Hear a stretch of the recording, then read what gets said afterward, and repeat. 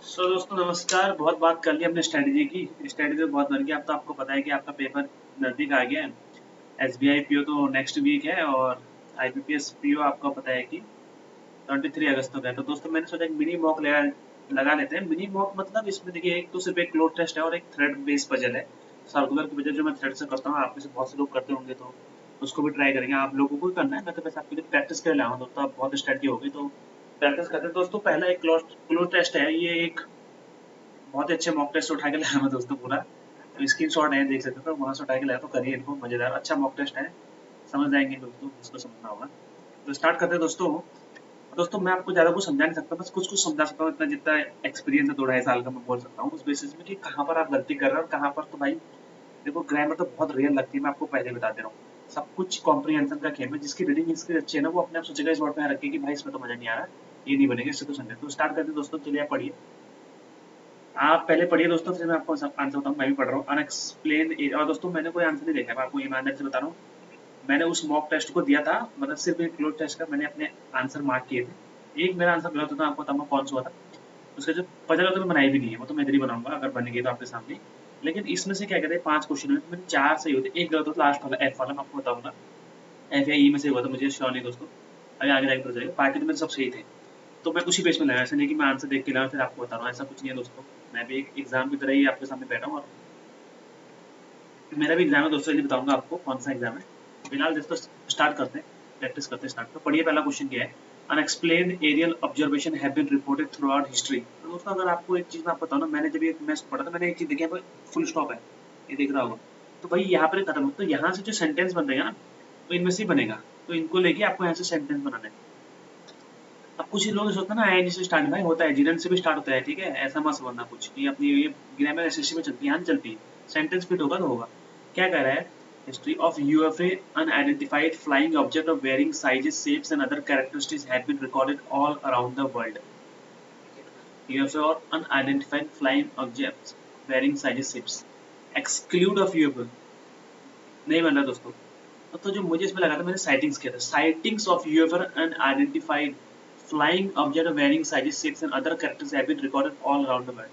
फैचिंग of UEFA तो नहीं होगा बिल्कुल, आप एक्सक्लूड नहीं होगा, कन्फिस्केटिंग नहीं होगा, एक्सचेंज तो बिल्कुल नहीं हो सकता, इससे तो स्टार्ट ही नहीं हो सकता है। एक्सचेंज से तो स्टार्ट ही नहीं हो सकता। तो साइटिंग्स ऑफ यूएफए, आप यूएफए की चीजों को साइट कर रहे हैं, साइटिंग्स कर रहे हैं। अगर आपको कॉम्प्रिहेंशन अच्छा है तो तभी हो सकता है। कोई ग्रामर रूल लगता ही नहीं, मैं आपको बता रहा हूँ। तो आप लोग बताइए आपने क्या आंसर किया है। मैंने सर बनाया भी है इसका, देखो। Save the blank the thing have been recorded. So it needs to noun plural that makes sense recorded out. Side instance some especially something unusual like recorded. तो ये एक्सपेक्टेशन में लाया था, बट ये कोई मायने नहीं लगता आपके कॉम्प्रिहेंशन का। वही है, अगर आपको अच्छे न्यूज़पेपर पढ़ा है तो आ जाएगा।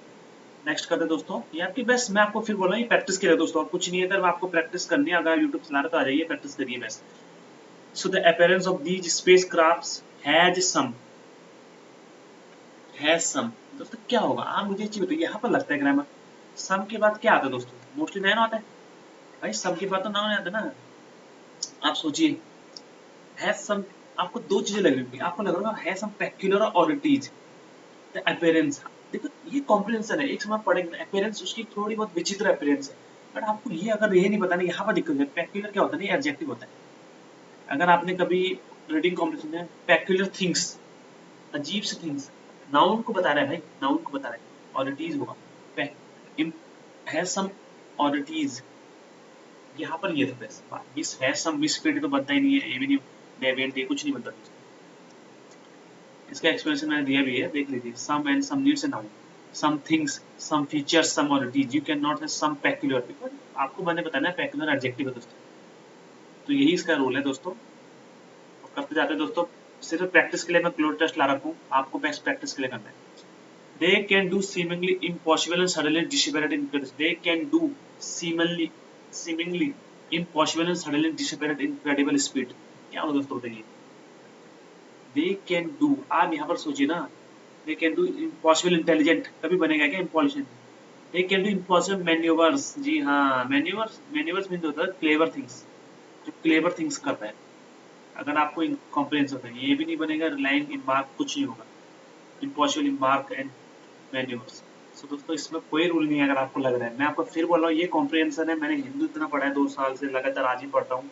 उसी बेसिस में आपको बनाते जाना है, अगर आपको इंग्लिश का वो नहीं है और कुछ नहीं। क्योंकि मैंने आपको बोला ना ग्रामर का कोई कॉन्सेप्ट नहीं होता है, आप सोच के बैठे भाई ग्रामर से होगा तो बहुत रेयर होता है, कभी कभी बन सकता है। So they are still technology which is currently unavailable to humans. They are, ये तो बहुत सिंपल है, they are presume to have still, they are surprise नहीं है, ये प्रिज्यूम कर रहे हैं दोस्तों जो अनएबल, क्योंकि ये चीजें को विश्वास नहीं हो रही है अभी भी। आप पढ़ेंगे सेंटेंस मैनिफेस्टेड, बिल्कुल प्रूफ ये तो बन ही नहीं सकता, तो बिल्कुल। उसके बाद जब मैंने इलेक्ट्रिक इक्विपमेंट हैज, जी हाँ दोस्तों, अब यहाँ पर मैं आपको बताता मैंने क्या गलत किया था। मैंने यहाँ पर दोस्तों कमीशन किया था, इट हैज कमीशन। अब मैं आपको बताता इतना सिली मिस्टेक किया है, ये कॉम्प्रिहेंशन दोस्तों, जबकि यहाँ पर सीज आएगा। अब आप बोलोगे सर कमीशन क्या हो सकता है, आप इसको पढ़िए, they are when electric equipments has पता नहीं to work while the UFO is in the vicinity। अब विसिनिटी का मीनिंग तो पता होना चाहिए ना दोस्तों, अगर विसिनिटी का मीनिंग आपको नहीं था नियर बाई, आप बोलोगे सर कमीशन शुरुआत भी हो सकती है। And when the UFO disappears, the electric equipment starts working again if nothing। क्या बोल रहा है वो, यही तो बोल रहा है, यूएफओ वहां पर है तो काम नहीं करेगा, यूएफओ डिसअपियर हो गया तो काम कर गया, तो भाई वो तो यूएफओ विसिनिटी में है, सीज्ड हो गए, स्टॉप वर्किंग हो गए, तो यहाँ पर क्या आएगा। ये मुझे सबसे अच्छा पॉइंट लगा दोस्तों, पूरा कॉम्प्रिहेंसिव पूरा लाइन पढ़िए तभी आगे जाके बनेगा। आई होप आपको समझ आएगा सीट क्यों आएगा। नेक्स्ट करते हैं दोस्तों, लास्ट, ये तो बहुत ईजी था दोस्तों, क्योंकि ये तो आपको पढ़ के देखिए। So definitely technology developed by alien somewhere else is much more advance and humans are unable to change. So to all this, ये हमेशा नेगेटिव होता है। ओके यार, to all this Dharmendra Pradhan है design. Some have claimed that these unidentified objects in the sky could in fact be experiment advanced military। लोग क्या बोल रहे हैं, एक बंदा क्या बोल रहा है कि भाई ये चीजें तो करेंगे ही, इतना बड़ा टेक्नोलॉजी, लेकिन ये चीजें मिलिट्री में कॉन्ट्ररी, इसके अपोजिट जाके वो अलग ही सोच रहा है, कॉन्ट्ररी टू ऑल दिस। तो यहाँ पर ये आएगा, बाकी कुछ नहीं आएगा। ऑपरेटिंग कंफर्मिंग दोस्तों ये कुछ नहीं है, ऐसे तो सोचेंगे तो एलिमिनेट, लेकिन ये आपको कॉम्प्रिहेंशन से आएगा दोस्तों। जितना ज़्यादा कॉम्प्रिहेंशन करके, मैं आपको ईमानदारी से बता रहा हूँ, कोई ग्रामर रूल नहीं लगता है। कुछ लोग आपको बताते होंगे फिक्स लाते होंगे क्लोज टेस्ट, मैं कुछ फिक्स ला रखा हूँ, ये मॉक का क्लोज टेस्ट है। मैं आपको पहले बता दूँ, मैं मॉक से उठाया, मैंने मॉक दिया पहले, मैंने खुद देखा, उसके बाद मॉक देखा तो मुझे लगा जिसकी अच्छी प्रिपरेशन वो भी कर सकता है, तो मैं वैसे प्रैक्टिस कर लाया हूँ। आपको कोई ऐसा एक्सप्लेन करने में कुछ चीज़ें मैं आपको बता सकता हूँ जिन चीज़ों में एक्सप्लेन की जरूरत है। अब कुछ चीज़ें में एक्सप्लेन की जरूरत नहीं है दोस्तों, यहाँ आपको समझ to all this some have claim, ये आप ये चीज़ें मुझे कभी नहीं है, बट ये मैं हिंदू पढ़ते पढ़ते, जैसे वहाँ पर आर्टिकल आता है ना कि गवर्नमेंट की पॉलिसी की तारीफ पर आता है, सडनली बोलेगा बट कॉन्ट्ररी टू ऑल, इसके अपोजिट भी, ये भी दिक्कत है, इन्वायरमेंट को भी देखना है। एथेनॉल की अभी अगर पढ़े तो कॉन्ट्री बहुत आया था सवाल कि एथेनॉल यहाँ पर अच्छा है, यहाँ पर अच्छा है, but all still issues there like this. तो दोस्तों इस चीज को ध्यान रखिए, मैं इसीलिए आपको प्रैक्टिस लाया था। तो 5 सेट की प्रैक्टिस है, आप कमेंट में बताइए कितने सही हुए, ईमानदारी से बताइएगा, एक भी सही तो हो ही बताइएगा। तो नेक्स्ट करते हैं दोस्तों, ये तो बहुत ईजी चीज है, मैं आपके लिए ला रखा हूँ 2 क्वेश्चन आते हैं, पेयर बनाने के लिए आते हैं, एसबीआई में भी आता है, एसबीआई में और इसमें भी आता है। और इसका मैं सबसे हमेशा आपको बोलता हूँ, लोगों को अभी भी समझ में नहीं आया, एलिमिनेशन। जिसको ये आ गया ना वो सिलेक्शन ले गया, लोग आंसर ढूंढते हैं, आपको एलिमिनेट करना है, खत्म। पढ़िए इसको, होता है intelligent healing is useful every phase, useful different. भाई पढ़ने में नहीं आ रहा है, यूजफुल डिफरेंट एवरी फेज क्या होता है, यूजफुल ड्यूरिंग एवरी फेज हो सकता है, यूजफुल रिकवर नहीं हो सकता, आपको ये भी मजा नहीं। Useful potential every phase, useful during, तो आपको पता तो चल गया ए और डी का स्वैप बनेगा, इतना तो पता चल गया। ये तो नहीं हो सकता, ए का मतलब है नहीं, ए आंसर हो गया, देखनी जरूरत। और सी बी का बनेगा, मैंने देखा भी नहीं है, मैं एक ऑप्शन से कर दिया, आप बोलेंगे अब देखिए, to increase the body chance to recover and has far reaching us on many different types of wounds, has the potential, has the recover, देखिए has the potential, यही चीजें मैं आपको फिर बोल रहा हूँ दोस्तों। न्यूज पेपर जो पढ़ रहा है रोज, उसके लिए कुछ भी नहीं है चीजें यार, इसको कुछ नहीं लगता है मीनिंग। है द पोटेंशियल आपने इतनी बार सुना होगा ना, the CGP protested have some potential, have recover कुछ नहीं होता है यार, हैज बीन रिकवर्ड हो सकता है, he has been recovered from his illness, ऐसा हो सकता है। तो दोस्तों मुझे समझ में आएगा आपको चाहिए। और दोस्तों मैं आपको बताना चाहता हूँ, इसमें आप ये आंसर है नहीं मेरे पास, तो आप चेक कर सकते हैं कि सही है नहीं है, कुछ नहीं, वैसे तो सही है। सो अब इसको पढ़िए, more than 1/3 of the woman in the survey, बिल्कुल सही है दोस्तों। In the forging critical supportive कुछ नहीं था, ये तो चेंज नहीं होगा, ए नहीं चेंज कर रहा है कि हटा दे, ए चेंज कर रहा था हटा दो। अब बजाय तो सी या तो बी, नो चेंज तो बहुत रेयर होता है, चलो अभी देखेंगे। Growing up in A forging and increasing environment, अब यहाँ तो पॉजिटिव बोल रहा है, एंड इंक्रीजिंग इन्वायरमेंट, तो नेगेटिव तो आएगा नहीं, भाई दोनों एंड से पहले तो दोनों पॉजिटिव जुड़ेगा। इस सपोर्टिव एंड इनकरेजिंग एनवायरनमेंट तो बन रहा है बी और डी कहीं पर। ये हो गया आंसर आपका। आई तो दोस्तों आपको समझ में आ रही है मैं आपको क्या बताना चाहता हूँ कि एलिमिनेट करिए, आंसर मत ढूंढिए। मैंने इसमें भी पहले आंसर, पहले मैंने बोला ए तो बन ही नहीं सकता, तो बी और ये हट गया, ये हट गया, क्योंकि बी डी वहाँ भी है ना, फिर ऐसे नहीं देख सकते यार, बार इतना टाइम नहीं हट गया था। अब सीधे ही देखना है, सी बी को देखो और उसको पढ़ो। सो दोस्तों ये है एक पजल। तो दोस्तों इस पजल को आप बनाने की कोशिश करिए, मैं भी बना रहा हूँ आपके साथ। सीरियसली दोस्तों मैंने पजल ना बनाई है, मुझे इसका आंसर भी नहीं पता है, मैं आपको ईमानदारी से बोल रहा हूँ। इसको ऐसा 4% 4% मिडिल ऑफ द टेबल। मैं तो थ्रेड से बना रहा हूँ, जिसको thread 3 4 5 6 7 8, I hope thread method आपको पता है। 4% sitting on the 4 middle of the deck, person sitting in the middle face center, while person sitting on the corner face outward। मतलब 4 लोग तो अंदर देख रहे हैं, 4 लोग बाहर देख रहे हैं। अब आप बोलोगे सर 4 अंदर ऐसे मत बोलो 4 देख रहे हैं, आप बोलोगे भाई 4 अंदर ऐसे मत बोल। 4% sitting in the middle of the table, middle वाले अंदर देख रहे हैं बोल रहे हो ना, मेरे को मतलब ही नहीं है भाई। अभी कुछ भी थ्रेड का, एक ऊपर एक नीचे, एक ऊपर एक नीचे, एक ऊपर एक नीचे, एक ऊपर एक नीचे, मुझे नहीं पता कौन कौन अंदर मिडिल है, मैं मान नहीं रहा हूँ। अगर मैं मानना चाहूँ मान भी सकता हूँ कि जब मैं मिडिल वाले ऊपर ले रहा कौन तो ले रहा होगा, किसी को थ्रेड में थोड़ी और कंफ्यूजन होता है। मैंने मान लिया मिडिल ऊपर उसने बोला था, तो जो नीचे को देख रहे हैं कॉर्नर हो गया। अगर नहीं भी मानता तो फिर भी चलता है थ्रेड लास्ट में जो दिया उसे। ठीक है, आप देखिए A and B does not sit at corner. A और बी तो ऊपर बैठे, मिडिल में बैठे हैं, मिडिल वाली लाइन में।